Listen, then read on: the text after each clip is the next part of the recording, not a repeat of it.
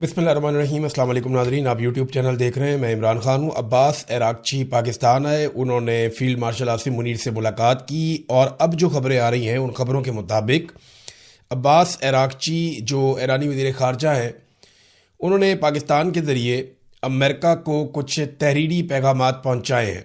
यानी पाकिस्तान बीच में एक लिंक के तौर पर इस्तेमाल हो रहा है और मैंने आपसे कहा था कि ईरान कभी भी इस लिंक को ज़ाया नहीं होने देगा और ईरान कोशिश करेगा कि पाकिस्तान का चैनल ईरान के लिए इस्तेमाल होता रहे। जबकि अमेरिका को इस वक्त पाकिस्तान का मौजूदा रजीम सूट करता है, वो इन पे एतबार कर रहे हैं।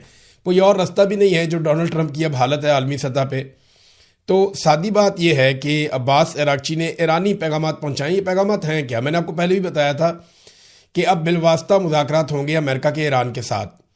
उसकी कुछ रीज़न हैं कि अमेरिकन जब ईरानियों के साथ बैठे तो उन्हें आइडिया हो गया कि ये मैदान जंग में जितने टफ हैं उससे बहुत ज़्यादा टफ ये टेबल के ऊपर है और टेबल में इनके साथ बैठने से उनका कद बड़ा होता है ईरानियों का और अमेरिकन के लिए मुश्किलात पैदा होती हैं। तो इसलिए अब देखें ना, पाकिस्तान सालसी करवा रहा है, अमेरिकन बैठे हुए हैं, ईरानी बैठे हुए हैं, फिर ईरानी पूरी तैयारी करके आते हैं तो वो चीज़ें फिर एक्सपोज होती हैं। बहरहाल ईरान ने अपनी जो रेड लाइन्स हैं या जिन्हें सुर्ख लकीर कहते हैं कि इन चीज़ों से मुताल्लिक हम कोई कंप्रोमाइज़ नहीं कर सकते, वो जो उनकी हदूद है कि यहाँ तक ईरान फ्लेक्सिबल हो सकता है, इससे ज़्यादा नहीं हो सकता। मैंने आपको बताया था कि ईरान कभी भी अपनी यूरेनियम इस बात के ऊपर शायद आमादा ना हो कि वो अपनी यूरेनियम अमेरिका को दे दे कि आप ले जाएं उधर न्यूयॉर्क में, वाशिंगटन डीसी में, वहाँ ले जाके आप रखें और दुनिया को दिखाएं कि ये यूरेनियम वॉर ट्रॉफी के तौर पर हम ईरान से उठा कर ले आएँ। तो ईरान की हत्तुल इम्कान कोशिश होगी कि ऐसा कुछ ना हो। ईरान के अंदर उस यूरेनियम के साथ क्या किया जा सकता है, उसके मल्टीपल सोल्यूशन हो सकते हैं, वो डिस्कस भी हो रहे हैं। बहुत सारी खबरें आपके सामने आ भी चुकी हैं। लेकिन यह है कि यूरेनियम के हवाले से जो एक रेड लाइन है वो भी ईरान ने अमेरिका को बता दी है पाकिस्तान के ज़रिए। और आबने हुर्मुज़ के मुतालिक ईरान किस किस्म का सल्यूशन चाहता है, ये बात भी अमेरिका तक पहुँचाई गई है। देखें, जिस वक्त पाकिस्तान में अभी अरागची आए थे चंद दिन पहले, तो तब ज़्यादा बात आबने हुर्मुज़ पे हुई थी और फिर अरागची फौरी तौर पे ओमान गए क्योंकि ओमान इसमें एक पार्टनर है। मैंने उस दिन आपको मैप दिखाया था कि आबने हुर्मुज़ के दोनों तरफ ईरान और ओमान है, कोई तीसरा मुल्क नहीं है। तो ये दोनों मुल्क आबने हुर्मुज़ को अपनी मलकियत समझते हैं और जो भी फैसला ईरान ने करना है वो ओमान के साथ मिलकर करना है। और ओमान की राय भी जो है वो बाकी दुनिया से मुख्तलिफ है। आपने हुर्मुज़ को या ये जो ईरान के ऊपर अटैक हुआ इसराइल का, अमेरिका का, इन चीज़ों को लेकर अब वो ओमान जाते हैं, वहाँ पे जाके ओमान के बादशाह उनसे मुलाकात करते हैं। उन्होंने बड़ी ज़बरदस्त पोजीशन ले रखी है इस वक्त रीजन में। और फिर वो वापस आते हैं पाकिस्तान और मुशावरत की जाती है, पहले ईरान में फिर पाकिस्तान में मुशावरत होती है और फिर एक तहरीरी तौर पे ईरान अपनी रेड लाइन्स पर मुश्तमिल एक तहरीर पाकिस्तान के ज़रिए अमेरिका को पहुंचाता है। तो मामला यहाँ पे आके रुके हुए हैं। अब देखना यह है कि अमेरिका उसके ऊपर रद्देमल क्या देता है। ईरानी वज़ीर ख़ारजा रूस रवाना हो गए हैं, जहाँ पे वो पुतिन से मुलाकात करेंगे और इसके अलावा वो मुलाकात करेंगे वहाँ पे दीगर जो रहनुमा हैं रशिया के, उनके वज़ीर ख़ारजा भी होंगे, पुतिन भी होंगे, इनसे मुलाकातें करेंगे क्योंकि ईरान का सबसे बड़ा जो इत्तेहादी बनकर सामने आया इस लड़ाई में, जिसने पीछे भी और सामने आकर भी मुख्तलिफ जगहों पे सपोर्ट किया ईरान को, वो रशिया है।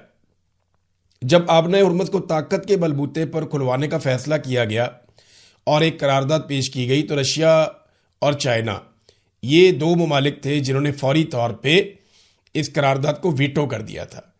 अभी डोनाल्ड ट्रंप ने एक दौरा करना है, 14 मई की तारीख आ रही है कि शायद 14 मई तक डोनाल्ड ट्रंप चाइना का एक दौरा करेगा और डोनाल्ड ट्रंप की मुलाकात होगी प्रेसिडेंट शी से और वहाँ पे कुछ चीज़ें डिस्कस हो सकती हैं।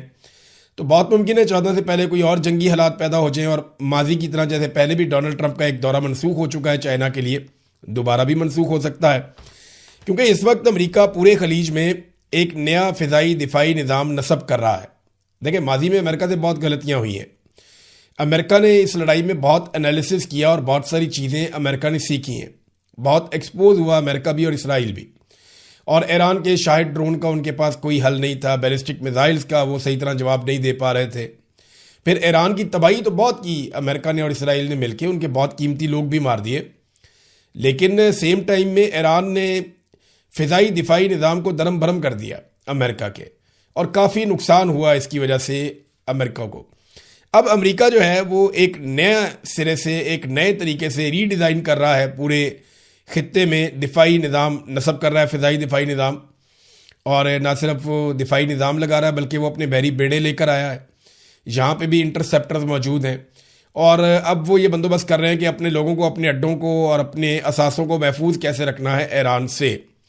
गुज़िश्ता लड़ाई में अमेरिका को सरप्राइजेज मिले थे काफ़ी सारे ईरान की जानिब से। क्या इस मरतबा अगर दोबारा लड़ाई होती है तो ईरान कुछ नया करके दिखा सकता है? ये एक बड़ा सवाल है। जबकि अमेरिका ने अपनी बहुत सारी कमियां दूर करने की कोशिश की है, लेकिन एक कमी वो दूर नहीं कर पाएंगे जितने हथियार अमेरिका ने चंद हफ्तों में इस्तेमाल कर दिए इस लड़ाई में, इतने हथियार बनने में सालों लग जाते हैं। तो जो हथियारों की एक किल्लत है उसको पूरा करना भी एक बहुत बड़ा चैलेंज है। ख़ास तौर पे इंटरसेप्टर्स, जो थार्ड का एक सिस्टम है, वो पूरा का पूरा दोबारा इनको रीबिल्ड करना पड़ेगा। उसमें बहुत सारे वेपन्स जो हैं वो दोबारा इनको ऑर्डर देने पड़ेंगे, और ऑर्डर दिए भी हैं कई कंपनीज को अमेरिका ने, और वो दोबारा से हथियारों की प्रोडक्शन को तेज़ करने के लिए बार बार रिक्वेस्ट कर रहे हैं, बार बार हदायत वो दे रहे हैं। अब साथ में जो उनके एक टॉमाहॉक मिसाइल सिस्टम है अमेरिका के, वो भी काफ़ी उनकी मिकदार में कमी आई है। लगभग 45 से 50% अमेरिका ने इस्तेमाल किए अपने ज़ख़ीरे में से, और दुनिया के मुख्तलिफ ममालिक से वो उठाकर अपना दिफाई साजो सामान वो पहुंचा रहा है खलीज में।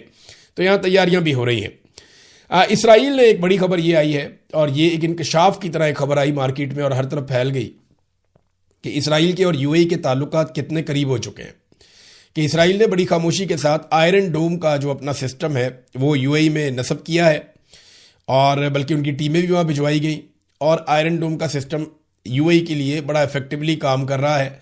देखिए, मैं आपको एक चीज़ बताऊं, हमें ना जितना मर्जी कोई ईरान के बारे में दावे करें कि बहुत बड़ी तबाही फेर दी ईरान ने, वो बात सच है कि ईरान ने इसराइल का ये दावा ख़त्म कर दिया कि परिंदा भी पर नहीं मार सकता। तो उन्होंने मिसाइल फेंके इसराइली सरजमीन पे, बिल्डिंग्स तबाह की हैं, नुकसान पहुंचाया है, इसराइली मारे गए हैं, उनका फौजी नुकसान भी हुआ है।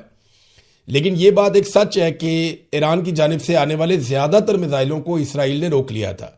उनका जो आयरन डोम का सिस्टम है वो एक्सपोज ज़रूर हुआ है, लेकिन उसने बहुत सारे हमलों को, और बल्कि मैं ये कहूँगा कि ज़्यादातर हमलों को आयरन डोम के सिस्टम ने नाकाम बनाया। जितना हैवी अटैक यूएई के ऊपर आया है, और बार बार आया, यूएई की गवर्नमेंट बार बार ये कहती है, अगर वहाँ पे इंटरसेप्टर्स ना होते और फ़िज़ाई दिफाई निज़ाम ना होता तो यूएई के अंदर भी काफ़ी बड़ी तबाही हो सकती थी, बहुत ज़्यादा बड़े पैमाने पर तबाही हो सकती थी। तो ये वन साइडेड रिपोर्टिंग भी मुनासिब नहीं है कि ये कहा जाए कि इसराइली फ़िज़ाई दिफाई निज़ाम या अमरीकी फ़िज़ाई दिफाई निज़ाम मुकम्मल तौर पे नाकाम हो गया। नहीं, ऐसा नहीं है। हाँ, ये ज़रूर है कि उनको पहली दफ़ा ऐसे हमने देखा बेबस होते हुए, और उनकी मौजूदगी में टारगेट ईरान ने अचीव भी किए। ख़ास तौर पे जो नई हिकमत अमली के साथ आया कि ड्रोन्स को और मिसाइलों को वो एक साथ फायर करता था, तो उसमें अमेरिका और इसराइल का खर्चा बहुत ज़्यादा हुआ, अरब ममालिक का भी, और इसके नतीजे में उन्हें नुकसान भी उठाना पड़ा। नाज़रीन, एक बहुत बड़ी खबर हम आपको 2 दिन से दे रहे हैं कि डोनाल्ड ट्रंप के ऊपर किस शख्स ने अटैक किया, ये बंदा कौन है, इसका मकसद क्या था। इसके बारे में ना कुछ बहुत बड़ी बड़ी चीज़ें सामने आ गई, लेकिन मेरी नज़र में जो एक बहुत बड़ी चीज़ है जो मुझे समझ ही नहीं आ रही कि ये कैसे हो सकता है, ये मैरियो नोफेल हैं, बड़े सीनियर जर्नलिस्ट हैं और शानदार जर्नलिस्ट हैं। इन्होंने, मैरियो नोफेल ने एक ट्वीट किया है, और एक सबूत जो है वो सबके सामने, पूरी दुनिया के सामने इन्होंने रखा है। इस ट्वीट में वो ये बताते हैं, मैं उर्दू में आपको ट्रांसलेट कर देता हूं, कि व्हाइट हाउस का जो ये अटैक हुआ है, WHCD, ये जो फायरिंग का वाकया हुआ है, ये इंतहाई अजीबोगरीब होता चला जा रहा है, बड़ा वियर्ड किस्म का वाकया होता चला जा रहा है। हमला आवर का नाम कॉल एलन है, COLEALLEN, ये नाम है हमला आवर का, कॉल एलन। इसने हमला किया है और ये आदमी पकड़ा गया है, इसने गोली भी चलाई है। लेकिन आज से चंद साल पहले एक अकाउंट ऐसा है जिसको ये पता था, इस नाम के बारे में उसे पता था। उस वक्त शायद कॉल एलन को भी इस बात का आइडिया नहीं था। यानी जो डेट हमारे सामने आ रही है वो डेट है 22 दिसंबर 2023 को। ये ट्विटर के ऊपर या एक्स के ऊपर एक अकाउंट है, और इस अकाउंट का जो नाम है वो है हेनरी मार्टिज, ये हेनरी मार्टिस एक अकाउंट है ट्विटर के ऊपर। इस अकाउंट ने आज तक सिर्फ एक ही ट्वीट किया हुआ है। ये मेरे सामने ये अकाउंट मौजूद है, ये आपको भी मैं दिखा देता हूं। ये दिसंबर 2023 में ये अकाउंट बनता है और एक मेंढक की शक्ल का कोई एक जानवर है, कार्टून है, उसका चेहरा लगा हुआ है इसके ऊपर। और इसका जो यहां पे ये तो डीपी लगी हुई है ना, चेहरा जो लगा हुआ है वो तो ये है।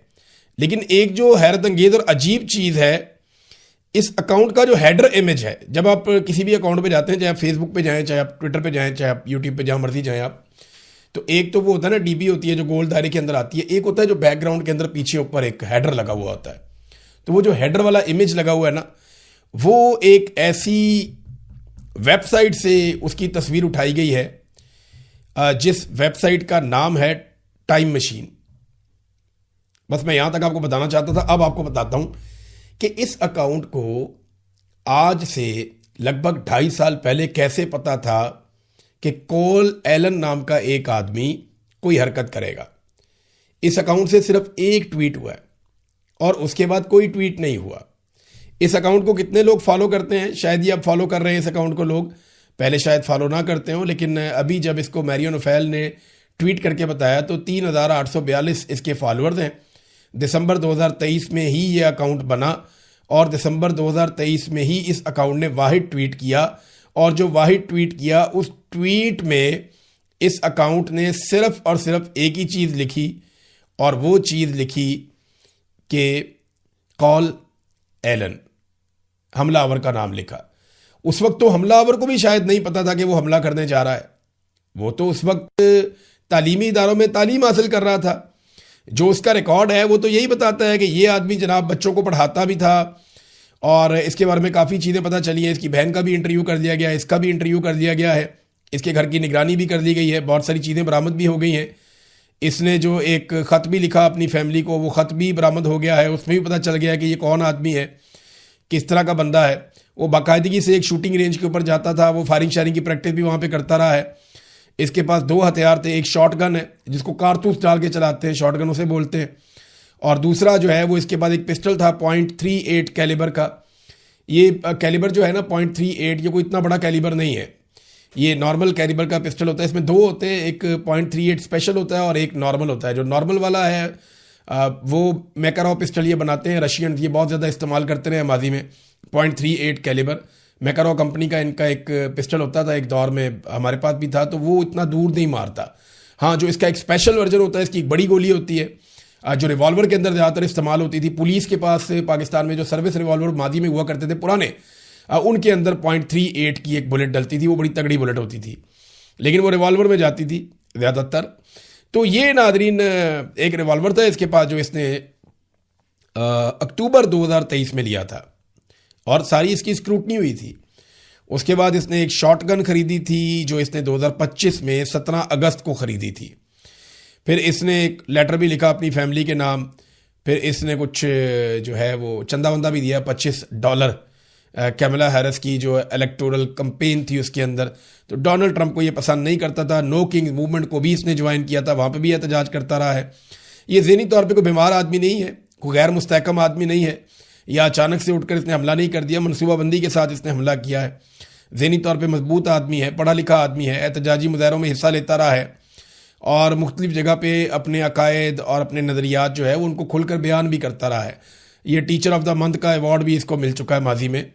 और इसने जो एक लेटर लिखा फैमिली को, वो लंबा चौड़ा लेटर है, गैर ज़रूरी है, लेकिन असल बात ये है, जो इंटरेस्टिंग बात है, टाइम मशीन एक्चुअली इसके ऊपर ना मुझे एक दौर में बड़ी दिलचस्पी थी, मैंने बड़े इसके ऊपर आर्टिकल पढ़े, बहुत सारी चीज़ें पढ़ी। अभी आजकल मेरे बच्चे भी मुझे पूछते हैं कि ये टाइम मशीन क्या होती है और क्या ये टाइम मशीन एग्जिस्ट करती है। सोशल मीडिया पे आप देखें तो इसके बारे में बहुत सारी मिथ है, ख़ासतौर पे 70s में, 80s में, 90s में, उन दिनों में इसके ऊपर बहुत बात होती थी कि टाइम मशीन, कोई आदमी, टाइम मशीन ये है कि आदमी टाइम ट्रेवल कर लेता है। यानी आज के दौर में अगर किसी आदमी के पास टाइम मशीन है तो वो 100, 200, 300, 400 साल पीछे भी जा सकता है, वो 100, 200, 300, 400 साल आगे भी जा सकता है। तो वो टाइम ट्रेवल करवा देती है इंसान को जिंदा हालत में, इसी हालत में वो किसी और दौर में पहुंच जाता है। ये है जी टाइम मशीन का कॉन्सेप्ट।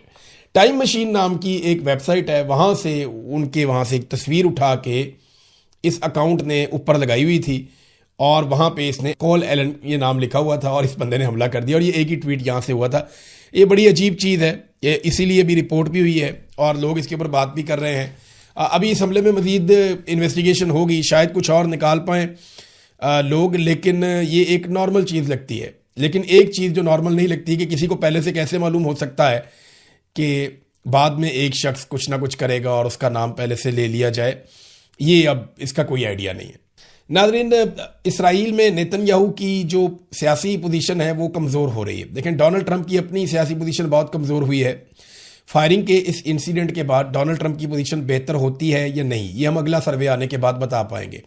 लेकिन नेतन्याहू के लिए एक बड़ी मुश्किल पैदा हो गई है, उनकी सूरत हाल में कमज़ोरी हुई। वजह यह है कि 2 साबिक वज़ीर आज़म हैं इसराइल के। नेतन्याहू का जो राज है वो 3 दहाइयों तक पहुंचता हुआ दिखाई दे रहा है। तो जो साबिक वज़ीर आज़म नफ्ताली बेंट और यायर लेपर्ड, ये 2 साबिक इसराइली वज़ीर आज़म हैं, इन्होंने अपनी अपनी जमातें इकट्ठी कर दी हैं और अपनी जमातें इकट्ठी करके जो हेड है वो बना दिया है नफ्ताली बेंट को, और ये फैसला कर लिया है कि अब अवामी रद्दअमल शदीद दिया जाएगा और नई जमात जो है इसका नाम रखा गया है टुगेदर, यानी इकट्ठे होकर। वो कह रहे हैं जी अब इसका दौर ख़त्म किया जाए, इसने बहुत नुकसान पहुंचाया है इसराइल को नेतन्याहू ने, लिहाजा इसकी पॉलिसियां गलत हैं, नई पॉलिसियों